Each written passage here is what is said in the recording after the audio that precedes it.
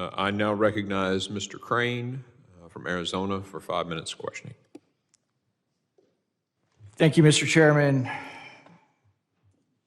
You know, it's interesting because I hear my colleagues on the other side of the aisle consistently talk about how we can't agree on anything over here on the Republican side of the aisle.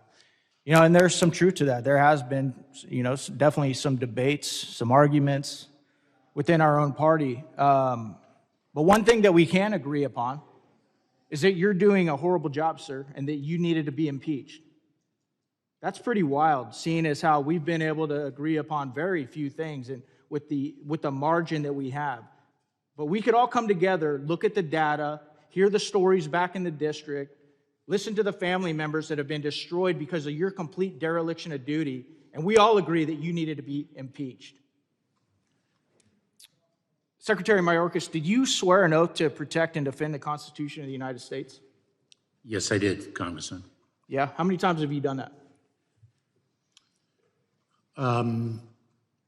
I certainly can identify 5 when I Okay, thank you. in. Are you aware of Article 4, Section 4? Do you know what that article is? There may be more than 5 instances. I just want to be clear to the Yeah, best. okay, great. Article 4, Section 4, are you familiar with that article? When I was sworn in as an assistant. Okay, since you're not going to answer, it's called the Invasion Clause. Do you know what the Invasion Clause says, sir? The second time was The federal government will protect and defend each state from invasion, okay? Since you don't seem to be getting it, I had our staff here bring up this graph here. This is you. This is the last administration. Again, you, last administration. That looks like an invasion on a graph. We've heard from the people that have sat here and testified in these chambers about their family members being raped and murdered by people that weren't supposed to be here, that your administration allowed to be here and then didn't keep track of, didn't deport, didn't detain. Tell me, sir, how you haven't allowed an invasion into this country. Congressman, I am incredibly proud to support the men and women of the Department of Homeland Security who enforce the laws of the United States every single day, many of whom risk their lives to secure our borders. Yeah, despite your horrific leadership, yes, they do. And I'm proud to know many of them as well. They are great people. But we all know what the morale is like in the Border Patrol right now, and it's horrible. I hear it from Border Patrol agents every day. Again, sir, my question is, how have you not violated your oath to protect and defend the Constitution of the United States, specifically Article 4, Section 4, which says that you, as Homeland Security, will protect each state from invasion? Again, you, last administration. How can you make that argument?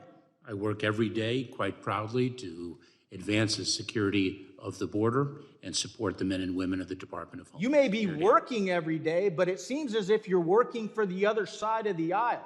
It seems as if you're working for our enemies. And that's exactly what the American people see. That's exactly why they supported us impeaching you. And that's exactly why you had so many members of this conference that is often divided come together to impeach you, sir. Let me ask you this question, Secretary Mayorkas. Do you think our enemies are stupid? Congressman, you could launch whatever false and deplorable accusations. Do you think our adversaries are stupid, sir? Congressman, our adversaries vary in capability, and we address the defense of the United States and the interests of the United States accordingly. No, you're not. Okay, you are not doing that. As a matter of fact, do you think it's possible that maybe some of our adversaries, the most dangerous ones like the Chinese, the North Koreans, the Iranians, the Russians, etc., might employ unconventional warfare and send their soldiers, because our border is wide open, through the southern border without a uniform, without firearms, with instructions to wreak havoc in this country once they're here, once you've allowed them to be here? Do you think that's possible, Secretary Mayorkas? Congressman, over the last 11 months, we have removed or returned 630,000 people, more than any fiscal year since 2013. And well, you're bragging about how much you've returned, but you don't want to brag about how many you've let in, do you? Congressman, individuals who arrive and claim asylum are placed in immigration enforcement proceedings.